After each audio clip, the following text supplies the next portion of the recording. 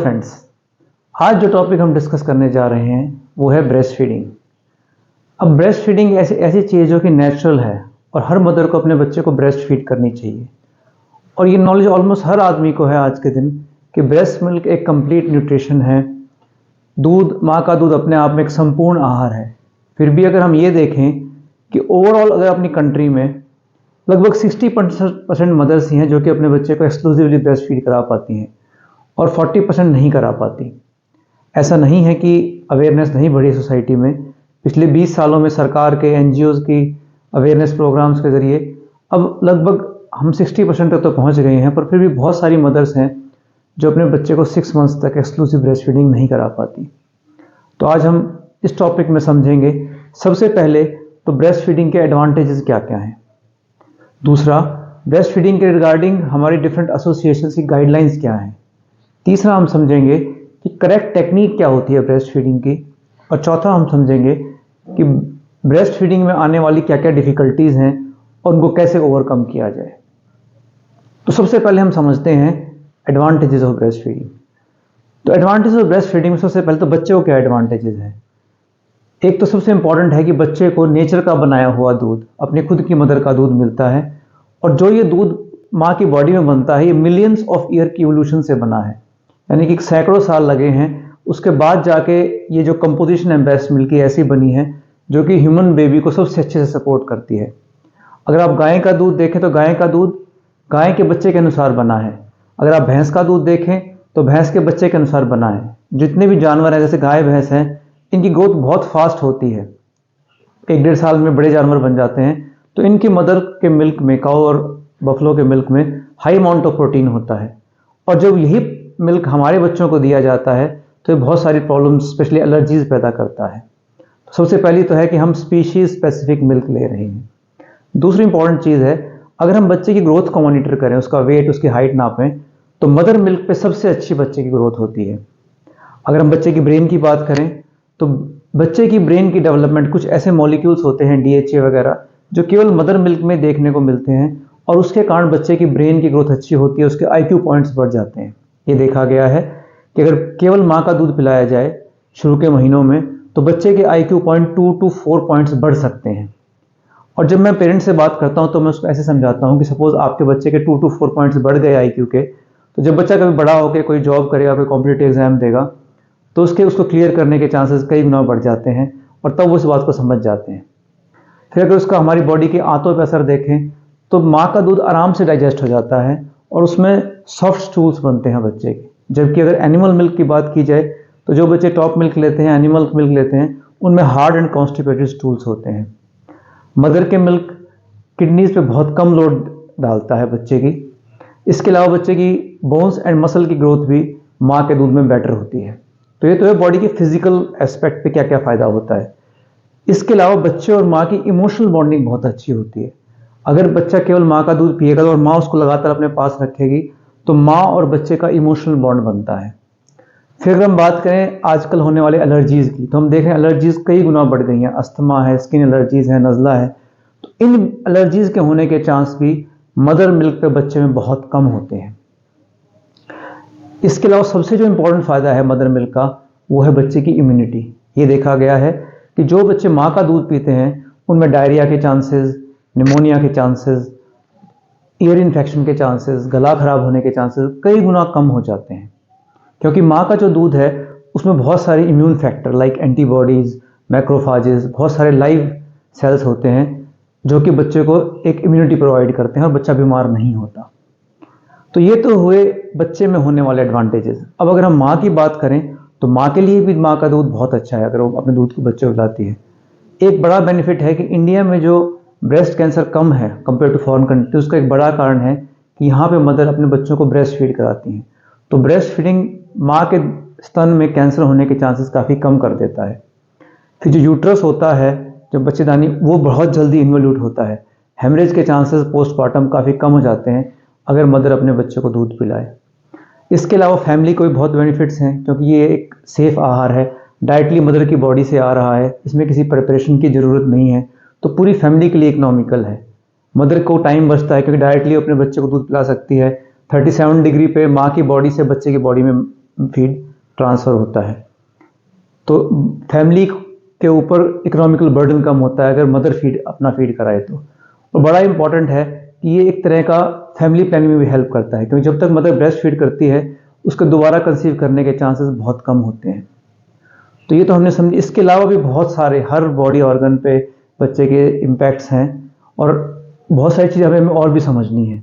सबसे इम्पॉर्टेंट बात यह है, ये आजकल ये देखने में आ रहा है कि जो अडल्ट ऑनसेट डिजीज़ हैं, वो डिजीज़ जो कि आपको लेटर एज में होती हैं, जैसे डायबिटीज़, हार्ट डिजीज़, स्ट्रोक्स, इनके चांसेस भी उन बच्चों में कम होते हैं जिन्होंने बचपन में ब्रेस्ट फीड अपनी माँ का दूध पिया होता है। तो रिसर्च 100% सजेस्ट करती है कि हर बच्चे को माँ का दूध ही मिलना चाहिए। तो ये तो हुआ उसके एडवांटेजेस के बारे में। अब हम बात करते हैं इसकी गाइडलाइंस क्या है। गाइडलाइंस मतलब कैसे देना है, कब तक देना है। तो सबसे इंपॉर्टेंट तो है कि बच्चा जैसे ही पैदा होता है, पैदा होने के कुछ मिनट के अंदर अंदर ही लेबर रूम में ही बच्चे की फीडिंग शुरू हो जानी चाहिए मदर की। दूसरा, हमें एक्सक्लूसिव ब्रेस्ट फीडिंग करनी चाहिए। इसका मतलब है कि एटलीस्ट फर्स्ट 6 मंथ्स तक बच्चे को केवल और केवल माँ का दूध देना है। उसे कोई घुट्टी, कोई प्रीलैक्टियल फीड्स, कोई शहद, कुछ नहीं चटाना, कोई ऊपर का पानी नहीं देना। तो 6 मंथ्स तक केवल एक्सक्लूसिव फीडिंग करनी है। 6 मंथ्स के बाद हम बच्चे की वीनिंग शुरू करते हैं, यानी कि उसको और आहार देना शुरू करते हैं।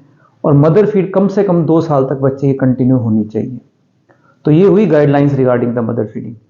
अब हम आते हैं कि सही टेक्निक क्या है ब्रेस्ट फीडिंग की, क्योंकि बहुत बार मदर चाहती है कि उसका बच्चा फीड करे, पर फॉल्टी टेक्निक की वजह से वो अपने बच्चे को दूध नहीं पिला पाती। तो अगर टेक्निक को समझे, टेक्निक के 2 पार्ट्स हैं।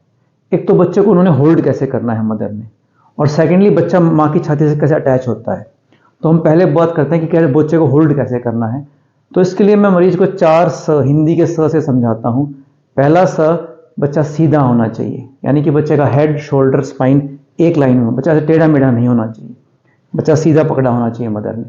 दूसरा है सहारा, स से सहारा, यानी कि बच्चे को आप सपोर्ट कीजिए, चाहे आप बैठे हैं तो 2 तकिए रख लीजिए अपने हाथ के नीचे, और बच्चा वेल सपोर्टेड होना चाहिए। तीसरा है समीप, समीप यानी बच्चा माँ के बॉडी के बिल्कुल नज़दीक होना चाहिए, ऐसे दूर नहीं होना चाहिए। और चौथा स है सामने, कि जब बच्चा और माँ अपने बच्चे को दूध पिला रही है तो बच्चे को देखे, एक दूसरे को आमने सामने होने चाहिए। तो बच्चा सीधा होना चाहिए, समीप होना चाहिए, सहारा दिया होना चाहिए और सामने होना चाहिए। ये तो वह बच्चे को होल्ड कैसे करना है। फिर जब बच्चा माँ की छाती पे अटैच होता है तो इस अटैचमेंट के भी कुछ रूल्स होते हैं। पहला रूल है कि बच्चे का मुंह चौड़ा खुला होना चाहिए, ऐसे। दूसरा, बच्चे का जो लोअर लिप है वो इवर्टेड होगा, ऐसे नीचे की तरफ मुड़ा होगा, अगर वो माँ का ठीक से छाती पे लगा हुआ है तो। जो बच्चे की ठोड़ी है वो माँ की छाती को टच कर रही होगी। इसमें कई बार कुछ ग्रैंड मदर्स देखती हैं कि बच्चे की नाक भी दब जाती है, और वो कहती है कि किसी नाक दब गई तो उसको डिफिकल्टी है, जबकि ऐसा कुछ भी नहीं है। तो आस्क दी मदर्स कि अपने आप नाक को हल्का सा प्रेस कीजिए और देखिए कि आपको सांस लेने में तकलीफ हो रही है, एंड देन रियलाइज कि बच्चा बिल्कुल क्लोज रहेगा, उतना ही उसके लिए अच्छा रहेगा। फिर जो निप्पल के अराउंड ब्लैक पोर्शन है, एरियोला जिसको बोलते हैं, उसका main most of it should be inside the mouth of the baby, यानी कि ज़्यादातर भाग बच्चे के मुंह में होना चाहिए और वो दिखाई नहीं देना चाहिए बाहर हमें। इसके अलावा बच्चे के चीक्स जो है ना वो फूले दिखाई देने चाहिए। जब वो मदर का फीड ले रहा हो तो चीक्स फूले हुए दिखाने चाहिए। और जो बच्चा आराम से प्रॉपरली अटैचमेंट से माँ का दूध पिएगा, कुछ टाइम में उसका पेट भर जाएगा। और यूजुअली देखा गया है कि बच्चे माँ का दूध छोड़ देते हैं और फिर सो जाते हैं। तो ये बात हुई टेक्निक के बारे में। अब लास्ट पार्ट में हम आते हैं कि इतना सब कुछ होने के बावजूद भी मदर्स अपने बच्चे को फीड क्यों नहीं करा पाती। तो क्या क्या डिफिकल्टीज हैं। पहली जो कॉमन डिफिकल्टी है वो है कि दूध नहीं आ रहा, नॉट इनफ मिल्क। अब यहाँ पे जो हमारे ग्रैंड पेरेंट्स हैं, जो रिलेटिव्स हैं, वो कहते हैं कि तुम्हें दूध ठीक नहीं आ रहा, तुम्हारा बच्चा रो रहा है और तुम ऊपर का दूध शुरू कर लो, जबकि इसमें कोई सच्चाई नहीं है। अगर दूध कम आएगा तो आपके बच्चे ग्रोथ नहीं होगी, बच्चा वेट गेन नहीं करेगा, यूरिन ठीक पास नहीं करेगा। अगर बच्चा माँ के दूध पे वेट गेन कर रहा है, एक्टिव है, बच्चा यूरिन ठीक पास कर रहा है, तो यानी कि माँ का दूध एडिक्वेट है। फिर भी अगर आपको लगता है तो अपने डॉक्टर से कंसल्ट कीजिए, वो बच्चे को वे करेंगे, बच्चे को चेकअप करेंगे और बताएंगे कि रियली माँ का दूध कम है या नहीं। 99% केसेस में देखा गया है कि माँ का दूध एडिक्वेट होता है उसके बच्चे के लिए। सेकंड, मदर्स कहती हैं कि कई बार उनके क्रैक निप्पल्स होते हैं। तो crack nipples generally faulty technique की वजह से होते हैं। तो जब भी ऐसी मदर आते हैं, उनकी टेक्निक ठीक करते हैं, उनको बताते हैं कि सही टेक्निक क्या है ब्रेस्ट फीडिंग की। क्योंकि निप्पल पे शक करेगा बच्चा, बजाय कि चौड़ा मुंह खोल के एरियोला पे करने के, तो निप्पल को क्रैक कर देता है। तो जनरली टेक्निक गलत होती है, तो टेक्निक ठीक करानी चाहिए ऐसी मदर्स की, और कुछ ऑइंटमेंट वगैरह है जो कि डॉक्टर की सलाह से आप लगा सकते हैं, और इवन अपना दूध खुद का एक्सप्रेस करके आप निप्पल के ऊपर लगा सकते हैं। फिर कई मदर्स कहती हैं कि जी मेरी तो छुट्टियां ख़त्म हो रही हैं और अब मेरे को अपना जॉब ज्वाइन करनी है, तो अब तो मेरे को पहले से ही ऊपर का दूध शुरू करना पड़ेगा। नहीं, आप 6 मंथ तक तो आपको जनरली CCL मिलती हैं, तो अपनी लीव्स अवेल कर सकते हैं। उसके बाद भी अपना दूध आप एक्सप्रेस करके फ्रिज में स्टोर कर सकते हैं, और फ्रिज में रखा हुआ दूध 24 घंटे तक कोई प्रॉब्लम नहीं है। इवन 48 आवर्स तक उसको आप आराम से यूज़ कर सकते हैं। हल्का सा गुनगुना गर्म करके उसको फिर से यूज़ किया जा सकता है इजीली। फिर कई मदर्स कहती हैं मेरी ब्रेस्ट का साइज छोटा है एंड मेरा दूध प्रोड्यूस नहीं होगा, तो I want to tell everybody कि ऐसा कुछ भी नहीं है। दूध की प्रोडक्शन ब्रेस्ट के साइज पर डिपेंड नहीं करती, क्योंकि ब्रेस्ट का साइज मेनली फैट से डिटरमाइन होता है, और जो जहाँ पे ब्रेस्ट बर्ड्स होते हैं, जहाँ से दूध बनता है, वो एक डिफरेंट एंटिटी है। तो हर साइज ऑफ ब्रेस्ट से ब्रेस्ट मिल्क प्रोडक्शन का कोई रिलेशन नहीं है। और लास्टली कई मदर्स का निप्पल इन्वर्टेड अंदर की तरफ मुड़ा होता है, तो उस केस में जनरली आपको डॉक्टर कंसल्ट करना पड़ेगा। वो जनरली एक सिरिंज टेक्निक होती है जिसके जरिए आपको समझाएंगे कि निप्पल को कैसे इवर्ट करना है, और एक बार बच्चा दूध पीना शुरू कर देता है तो ये प्रॉब्लम अपने आप से सेटल हो जाती है। तो मेरी सभी पेरेंट्स से ये गुजारिश है कि आप कभी भी अगर आपको लग रहा है कि कोई डिफ़िकल्टी है ब्रेस्ट फीडिंग में, तो ज़रूर अपने डॉक्टर से कंसल्ट कीजिए। और आजकल तो ये रिकमेंडेशन है कि जहाँ पर भी बच्चा डिलीवर होता है वहाँ पे एक लैक्टेशनल काउंसलर होना चाहिए। लैक्टेशनल काउंसलर वो होते हैं जो मदर को एंटीनेटल पीरियड से ही समझाते हैं कि कैसे फीड कराना है, क्या क्या डिफ़िकल्टी हो सकती हैं, और फिर उस मदर की हेल्प करते हैं पैदा होने के बाद। तो अगर आपको डिफ़िकल्टी आ रही है तो definitely before taking any other step, before starting top feed, आप अपने पीडियाट्रिशियन से कंसल्ट कीजिए, और वो आपको बताएंगे कि सही टेक्निक क्या है और कैसे हम बच्चे को ब्रेस्ट फीड करा सकते हैं। Thank you so much.